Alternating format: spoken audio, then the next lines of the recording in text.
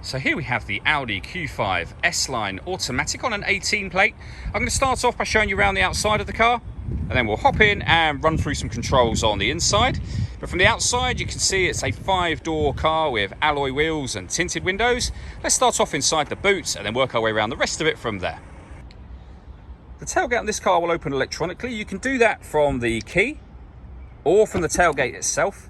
As we approach the back of the car, you'll see we have reversing sensors.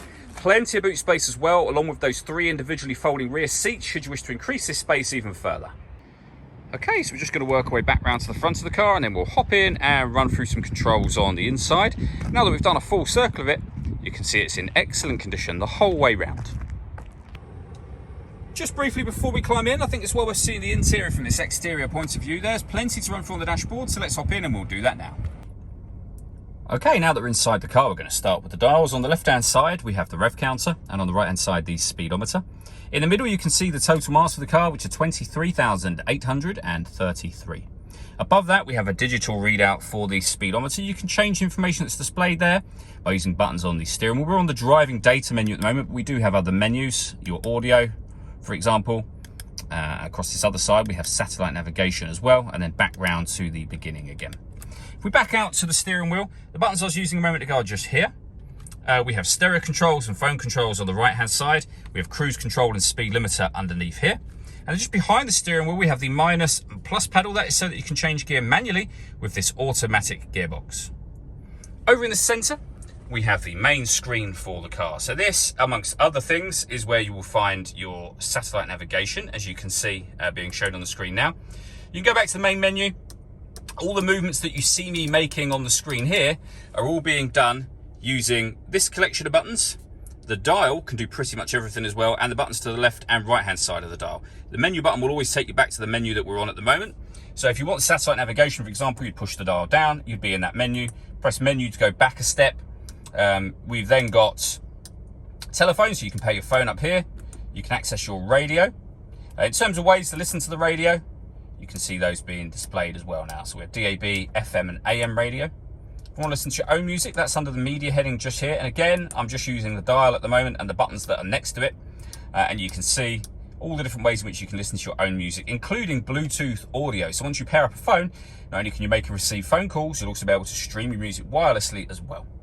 Working our way down from that, we have 3-zone climate control. So you can set all 3 zones independently of one another. So zone 1 and 2 are here, so driver and passenger temperature. So passenger here, driver, and the 3rd zone is in the rear of the vehicle. You can increase and decrease the fan speed, turn your air conditioning on and off from here, or if you wish to, you can hit auto and the car will maintain temperatures for you on either side or both sides, however you'd like it done. Any manual adjustment will automatically override those, or you can turn them off via the buttons as you saw me do just then. We have a heated driver seat with 3 different heat settings, same over on the passenger side. And then beneath that, we have these buttons here. So this will change the driving setup of the car. So you can put the car into comfort, which is your everyday driving, efficiency, off-road, and then you can go all the way back down. Auto, the car will make up its mind itself.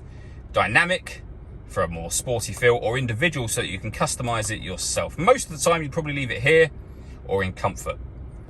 We can turn off the stop and start. This car's designed to cut out when it's stationary in traffic to save you fuel. I've just turned that system off. We can turn off the traction control and turn it back on again. We can turn the parking sensors on and off.